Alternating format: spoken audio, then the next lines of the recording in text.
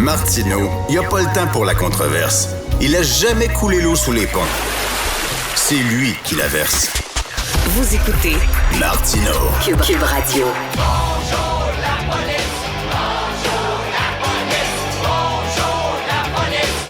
On va parler de policiers, mais sur un mode moins humoristique que RBO. Chaque fois que Marie-André Fallu sort un livre, je la reçois tout le temps parce que je trouve ses livres absolument passionnants. Elle a coécrit Moi soldat, qui était... parce que c'est des livres de témoignages. Elle va voir des gens qui ont des jobs... pas habituelles, qui ont des jobs stressantes. Puis elle leur dit, racontez-moi vos anecdotes les plus incroyables. Donc, Moi, soldat, c'était sur des militaires. Il y avait Signes vitaux, c'était des infirmiers, des infirmières. Il y a eu Cœur policier, le premier tome, c'était des témoignages de police. Et là, le deuxième tome est sorti. Cœur policier, tome 2, 30 nouveaux récits d'interventions marquantes. Donc, Marie-André Fallu, elle est avec nous et elle est accompagnée de Patrick B. C'est un ancien agent double qui raconte une de ses nombreuses histoires qu'il a vécues dans ce livre-là. Salut Marie-André. Bon matin. J'ai commencé à lire ce livre-là, puis j'ai pas pu m'arrêter. Bon. C'est vraiment, là, j'avais l'impression de voir un film, c'est haletant, on se dit, mais qu'est-ce qui va se passer? Et premièrement, il faut établir un rapport de confiance avec ces policiers-là qui t'ont parlé, Marie-André, pour qu'ils puissent... Parce qu'il y en a qui se montrent très vulnérables, hein, qui disent j'ai pleuré, ça a été difficile, j'ai dû voir un psy, tout ça. Tu racontes pas ça au premier venu. Puis les policiers, souvent, hein, ils se parlent entre police, puis ils font pas confiance aux autres. C'est vrai. C'est vrai, mais je pense que le tome 1 m'a donné un élan de confiance et d'ouverture envers les autres. L'exemple avec Pat, justement, c'est qu'on se connaissait pas. Il a lu le premier tome, puis son entourage lui disait « Pourquoi t'as pas raconté une histoire? » On est entré en contact. Mais c'est sûr que le premier tome m'a aidé grandement.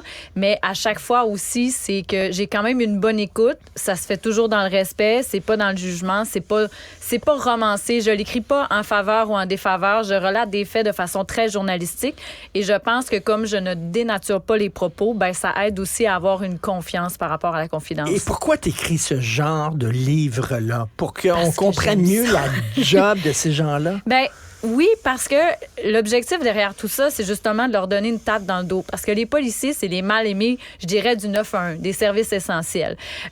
Puis, pour être marié à un policier que je vois travailler avec vraiment passion, acharnement et détermination, avec toute sa belle naïveté de vouloir encore sauver le monde, ben j'avais envie justement de leur donner un break, de redorer un peu le blason de leur profession. Donc, de les mettre en lumière comme ça, en relatant la vérité, les vrais faits, que c'est pas nécessairement juste des interventions pour donner des contraventions ou pour mettre des bâtons dans les roues, mais pour assurer la sécurité sous toutes les formes, ben c'était cet objectif-là aussi. En lisant ça, parce que c'est leurs interventions les plus marquantes, Patrick B., votre histoire, une de vos histoires se retrouve là-dedans. Mais en lisant ça, je me dis, moi, j'ai un respect incroyable pour les policiers, mais faut être fou un peu pour faire cette job-là quand même.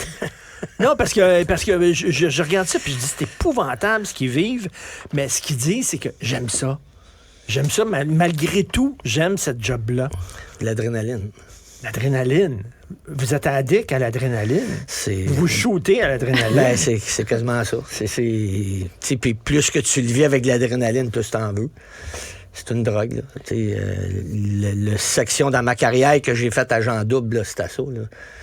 C'était le défi, c'était de réussir, puis l'adrénaline que ça te procure, c'est malade. Là. Oui, mais je comprends, il y a un jeu, puis tu te dis, bon, j'espère que je vais gagner, mais c'est parce que si tu perds, tu meurs. Dans ce jeu-là, c'est un jeu qui est un peu dangereux. Écoutez, tu penses pas à mourir, là, mais je pense qu'à un moment donné, tu développes un instinct, puis... il y a des dossiers, des fois, que tu vas insister, parce que tu vas dire, je pense que je vais l'avoir, mais il y en a d'autres que tu ressens tout de suite que t'es mieux de lâcher prise puis de décoller de là. C'est un petit peu comme ça que ça marche. J'avais lu un livre sur un correspondant de guerre qui disait, quand lui, il aime ça, être sur les scènes de combat, quand ça se tire dessus, puis quand il est dans la maison, quand il est chez lui, il trouve la vie plate. C'est vrai? Il y a un peu ça là-dedans. Ces gens-là, ces policiers-là, même si c'est tough, là.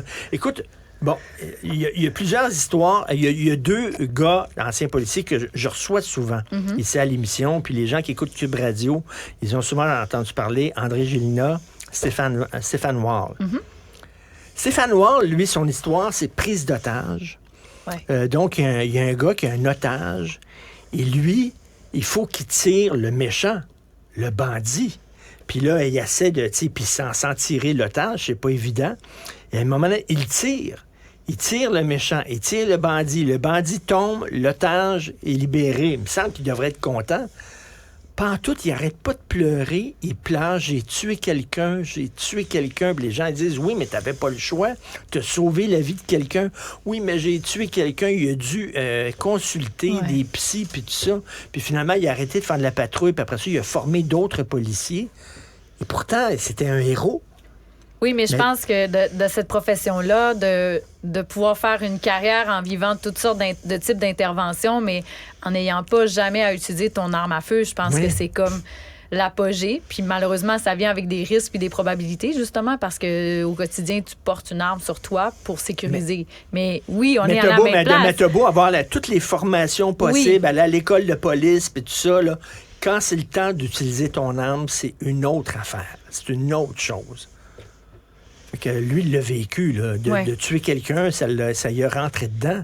Puis chaque année, il retourne sur les lieux où il a tué le bandit, puis il retourne là faire un petit pèlerinage parce qu'il se sent un peu coupable d'avoir fait ça, alors que, mon Dieu, la plupart des gens l'applaudiraient. Effectivement, mais aussi avec toutes les répercussions qui viennent autour de ce geste-là face à la société, face aussi à la loi, parce que veux pas, tu vas tomber sous enquête. T'sais, ça met vraiment beaucoup de pression sur le policier, sur la policière dans ce type d'intervention-là.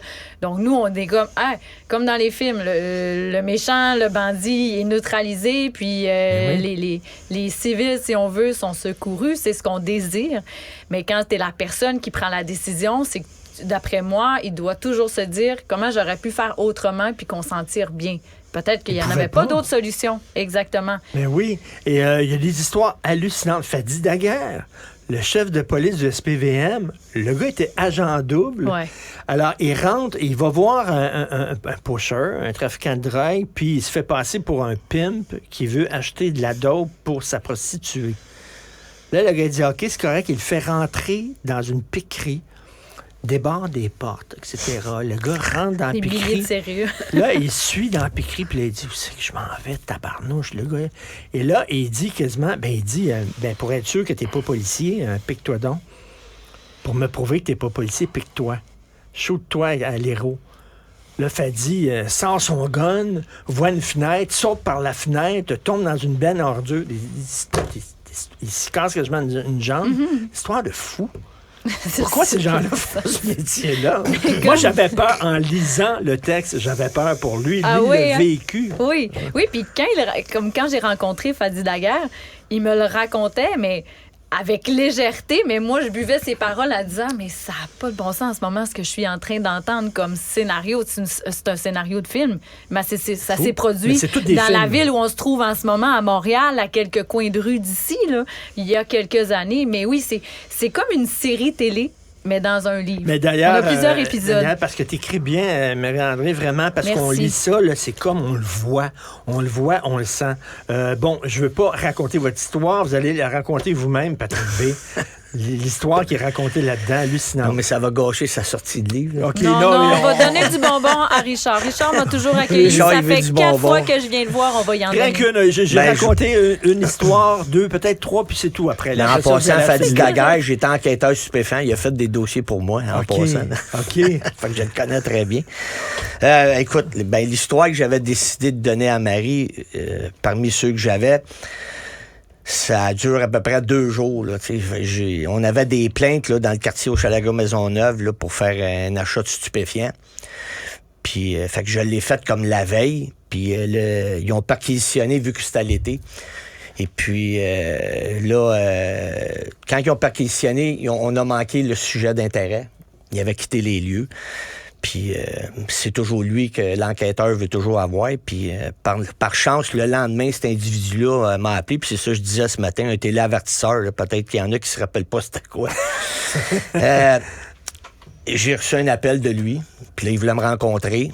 Mais là, je sentais dans sa voix là, Mais là, que tu dis, veux-tu me rencontrer parce qu'il sait que je suis agent double, ben, puis il je veut ne me tirer? sais pas qu'est-ce qu'il pouvait savoir. C'est soit qu'il doutait que j'étais policier ou qu'il doutait que, bon, j'étais un stool. Mais quand C'est vous, comme allez là, vous allez dire, c'est peut-être ma dernière journée, ils vont me tirer une balle dans la tête. Écoutez, c'est pas ça que tu penses. Toi, tu vois ça comme un autre défi. On parlait d'adrénaline tantôt. C'est ça, ça en est. Fait que là, j'ai discuté avec l'enquêteur parce que l'équipe est importante alentour parce que c'est sûr que tu as toujours besoin de protection, mais là, je n'avais besoin un peu plus. Puis l'enquêteur dans le dossier, il y avait mon entière confiance. Fait que on a décidé, OK, go, je le rappelle, puis on y va. Puis c'est là qu'on s'est présenté là, dans la ruelle, là, proche d'un parc. Puis là, en m'approchant, mais là, on a bien vu que le danger sortait. Fait que là, bon, l'enquêteur, il a fait du super bon travail. Il les a tout interceptés, là. Puis suite à cette rencontre-là... On dira pas la suite d'abord pour que les gens lisent le livre. Oui? OK, ben allez-y. Si tu veux, un petit bout. OK. Mon superviseur, par la suite, il m'a dit, bon, écoute, c'est assez de stress pour 2 jours, là. Tu veux-tu aller en quelque part avant de tomber à vacances? Fait que moi, je dis oui. Il faudrait que j'aille à la librairie Champigny pour faire l'achat d'un livre pour mes vacances. Puis quand on arrive là, on arrive en même temps que... Je me rappelle pas comment c'est qu'il s'appelait, mais les pourvoyeurs là, qui emmenaient l'argent là, pour mettre dans le guichet automatique. Fait qu'on est rentré en même temps qu'eux. Puis moi, je suis monté au 2e. Mon superviseur est resté au 1er. Puis... ça a pris, je vous dirais, à peu près 1 minute. Là, c'est sûr qu'on a vu des affaires mystérieuses avant. Vol, c'est ça. Mais là, c'est là que ça a commencé. Là, vol à main dans une librairie. Mm-hmm. Écoute, je pensais jamais qu'il y avait des bandits qui spottaient des librairies là, pour pouvoir voler l'argent d'une librairie, pas une banque. Ben, c'était le guichet qui était visé. Là. Ben, c'est ça, oui. Mais c'est vraiment des histoires hallucinantes. C'est des méchantes bébites. Les policiers. Tu en as marié. Oui, j'en ai marié une bébite. et c'est ça, hein, quand on lit ça. Et il y a aussi des histoires très tristes. Un policier qui retrouve le corps d'un jeune garçon qui est mort noyé, emporté par les flots. Cette histoire-là d'un policier qui doit demander à un grand-père d'identifier le corps de ses 4 petits-enfants. Qui sont morts. Ça, écoute, j'avais vraiment là, les larmes aux yeux en lisant ça. C'est que tu te réveilles le matin, Patrick B., puis tu sais pas de quoi va être faite la journée. Aucune idée. Ça peut être une journée super plate, bien ordinaire. C'est policiers, là, on te met en dessous d'un viaduc, puis tu donnes des étiquettes d'excès de vitesse, là. Comme ça peut être une journée de fou. C'est ça le kick. Oui. Mais heureusement qu'il y a des bébites comme vous, parce que moi... Ça en prend. Mais c'est aussi le fait qu'ils partent travailler le matin, mais on ne sait pas quand ils vont revenir. Ouais. Moi, c'est très fréquent que mon mari est supposé travailler que 2 jours, puis on va le revoir seulement le lendemain. Donc, ça fait partie d'une réalité. Quand tu quittes, tu penses pas à ça. Tu t'en vas faire ton travail, puis comme Marie a dit, il y a des fois, tu es supposé de faire 8 heures, tu en fais 16, des fois, tu en fais 32. Quand on est agent double, j'ai peut-être vu trop de films, là, mais je me souviens d'un film avec Johnny Depp qui est agent double puis qui infiltre la mafia. Ouais, on l'a vu. Avec Al Pacino, je crois, là, Johnny Depp, Al Pacino, puis il infiltre la mafia, puis il devient ami, finalement, avec... Tu sais, c'est parce que tu côtoies ces gens-là, puis ça a beau être des bandits, des trafiquants de drogue, tout ça, tu lis des liens d'amitié, veux pas, là. Ben, des liens d'amitié, mais dans mon cas, c'était difficile parce que c'était des... Comment je pourrais dire ça, là? C'était des missions rapides, là. Okay. C'est arrivé des fois que je n'avais à longue haleine, là, pour aller chercher peut-être des fois un petit peu plus, puis tout ça, ou des fois, tu as des endroits où tu avais plusieurs vendeurs, fait que tu essayais d'aller chercher toutes les têtes, là, tu sais. De l'amitié, oui, ça pouvait arriver un peu, là. Mais des dossiers, comme vous parlez, là, c'est sûr, Johnny Depp, ça, c'est... Ben, souvent, c'était ça, là. Tu appelais ça des pioles, puis c'était des in and out, là. Mais quand ça pouvait aller, mais les fermetures de lock, comme vous dites, là, ça, j'en ai vécu une couple, là. Quand tu rentres, puis c'est clac, clic, clac, là, tu fais OK. Ah oui. Tu rentres quelque part, puis là, c'est ça. Puis là, le gars, il ferme la porte derrière toi. Ouais. Puis là, il ferme à peu près 6 serrures, là. Ouais, là, tu te dis, on va 6, mais au moins 3, là. Là, tu dis, je fais là, parce qu'il y en a une histoire l'histoire là-dedans, il y a 6 Ouais. serrures après la porte, Ouais. là. Oui. Que le gars rentre C'est quelque pas part. là, romancé, puis c'est vraiment clac, clac, clac, clac, clac. là. clac, clac, clac, il ferme 6 serrures derrière lui. Là, tu te dis, OK, Non, ça y Je est. suis, Là. je suis sous endignement. Ben, tu sais, souvent, tu te fais des scénarios, tu sais, plan A, plan B, mais là, souvent, comme je disais ce matin, des fois, t'es obligé d'improviser un plan C. Puis moi, je suis dans les vieilles années où ce qu'on partait quasiment moi puis mon confrère, puis tu sais, on faisait roche, papier, ciseaux, toi, tu vas acheter là, puis moi, je vais aller acheter là. Mais on s'arrangeait entre les deux pour dire, bon, OK, si je suis mal pris, comme vous dites, je vais briser la vitre, je vais faire ci, mais des fois, il n'y a pas de fenêtre. Puis là, t'avais 3 locks. Fait que là, fallait que tu te débrouilles. Là, tu sais, c'est Fait que comme, là, vous, est-ce que vous êtes comme à retraite? Oui, moi, ça va faire depuis 2011. Et tabac que le temps doit être long. Aller jouer au fer pendant la journée. là, Non, je fais rien de aller ça. jouer aux dames avec tes chums alors que tu as fait ça doit être plate en vierge. Non, j'ai décidé d'être bien tranquille. Là. À un moment donné, Ah ouais? j'étais usé. Là. Ah ouais? Oui, oui. Qu'est-ce qui use les nerfs? Ben écoutez, là, ma carrière a usé mes nerfs, mais quand t'es jeune, tu t'en rends pas compte. Mais là, quand tu vieillis, ben là, la fatigue, elle commence, puis tout ça. Puis tu sais, j'ai fini, j'ai été sergent des taxis, puis j'ai fini à la section agression sexuelle, tu sais, pour t'achever, là. Fait que là, c'était assez. Là. Hey, c'est donné, tough. Hein? là, Ce qu'ils vivent, là, ils voient, moi je dis tout le temps, là, ils voient les coulisses. Hein? Là, ils voient ce qui se passe que nous autres, on voit pas. Puis qu'on veut pas nécessairement se rendre là. On de veut voir. pas voir. Ouais. Des enfants agressés par leurs parents, battus, des trucs comme ça à longueur de jour. C'est pour ça que, parce que c'est la mode dans certains milieux de critiquer les policiers et tout ça, là. C'est quand même des gens, tu sais, un énorme taux de suicide, de dépression, Ouais. d'alcoolisme dans ce milieu-là. de séparation. De séparation. Oui, non, mais ça Parce que vient la conjointe, difficile. ah oui, 2 fois. Deux Deux fois, ben, t'es bien. Parce que c'est dur pour la conjointe. Ouais, c'est dur, tu sais. Puis des fois, t'as des signes que toi, tu vois pas, mais tu veux pas le montrer. Et elle, des fois, elle veut des choses, puis elle voit pas, des fois, l'aide que t'as de besoin, Ouais. puis tout ça, tu sais. Puis à un moment donné, ben, tu l'admets plus tard, mais là, des fois, il est trop tard. Là, tu sais. Ceux qui craquent, là, est-ce que c'est parce qu'ils sont trop faibles pour faire cette job-là? Ah non, je peux pas dire qu'ils sont trop faibles, là. C'est dur à dire. Ben, je prends souvent l'exemple du joueur de hockey. Là, tu sais, là, le joueur de hockey, quand il est blessé, il le dira pas parce qu'il veut jouer. Le policier, c'est pareil. Là. C'est peut-être que lui, sa blessure, tu sais, on peut l'avoir entre les 2 oreilles, mais tu sais, tu veux pas le montrer, tu veux pas que personne le sache. Tu dis, hey, ils vont me mettre sur une tablette, je suis pas intéressé d'aller là. Besoin de m'adrénaline. C'est aussi contre nature ce qu'ils vivent. Dans le quotidien, là, quand on se raconte nos journées, là, mon chum puis moi, là, c'est pas du tout la même chose. Là. Moi, je suis attachée de presse pour des artistes. Là, je suis vraiment dans le superficiel. Puis lui, il me raconte des choses. Puis je dis, on dirait qu'on n'est même pas dans le même monde, mais ça s'est passé au même moment, dans la même journée. Puis c'est contre nature. Donc, à un moment donné, c'est sûr que c'est de l'accumulation de tout ce qu'il y a de pas beau, de ce qu'il y a le plus mauvais, de plus méchant, de plus terrible. Puis à un moment c'est donné, ça. l'humain, il y en a juste plein son sac. Mais c'est ça, je reviens là à tes livres, là. Moi, soldat, la guerre. Ouais. Signes vitaux, les gens dans les hôpitaux. Là, c'est les policiers. C'est des gens qui vivent là, avec une pression énorme, Ouais. qui vivent tout le temps là, comme collés au plafond, là, parce que, tu sais, c'est comme... C'est toutes des questions de vie ou de mort. Effectivement. Tout ça. Oui, oui.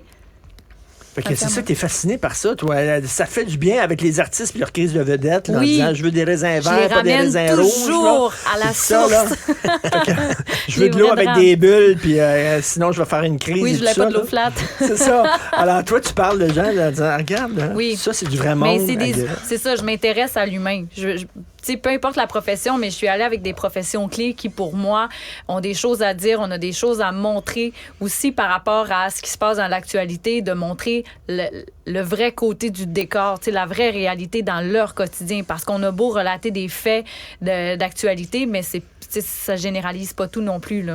Puis en terminant, Patrick B., est-ce que quand on dort le soir, on se rappelle des... Est-ce que Ça commence à être le plus hamster roule? tranquille. Mais là, le hamster roule parce que j'ai fait beaucoup d'entrevues. Fait que c'est ça que j'y disais. J'étais comme debout à 4 heures puis capable de me rendormir parce que dans ta tête, ça roule. Non, mais quand je l'ai rencontré, Marie, ça a tout ressorti, là, des histoires, histoires Mais tu sais, que j'avais. Tu puis, ce que tu dois te dire, hey, ça, là, j'aurais pu crever là. C'est complètement fou que j'ai fait ça. Ben oui, mais je pense pas d'avoir crevé là. Mais oui, des fois, je me dis que c'était malade d'avoir fait ça. c'est vraiment très, très bon. Vraiment, là, Merci. on lit ça, là, c'est comme si on regardait un film. C'est super bon. Vous le commencez, vous le finissez tout de suite. Ça s'intitule Cœur policier, tome 2. Il va-tu avoir un tome 3 ou tu te... Ben là, celui-là, je l'ai écrit très rapidement. L'année passée, là, je suis venue te voir pour Signe Vito. Oui. Donc là, je vais prendre une petite pause, mais j'ai d'autres projets, j'ai d'autres idées, d'autres métiers que je veux découvrir. Des à voir métiers qu'est-ce comme que ça, je vais mettre là, Oui, de- oui. Qui vont te faire plaisir. D'adrénaline, de Oui. pression et tout ça. Oui. Pompier, Non. thanatologue. Peut-être. On OK. verra. Animateur de radio, non, ça c'est une job. Pas grand-chose à raconter. Animateur de radio, là, pas sûr que ça serait bien dans le temps. Merci beaucoup, Patrick B. Ben, c'est moi qui vous remercie. Bonne retraite, méritée. Ah ouais, Et, bonne. Marie-André Fallu, il faut absolument lire ça. Merci. Merci On attend beaucoup. ton prochain livre. Bye. Merci. Ce balado est disponible sur l'application et le site cubradio.ca. La plateforme audio et vidéo où les contenus francophones sont fièrement en vedette.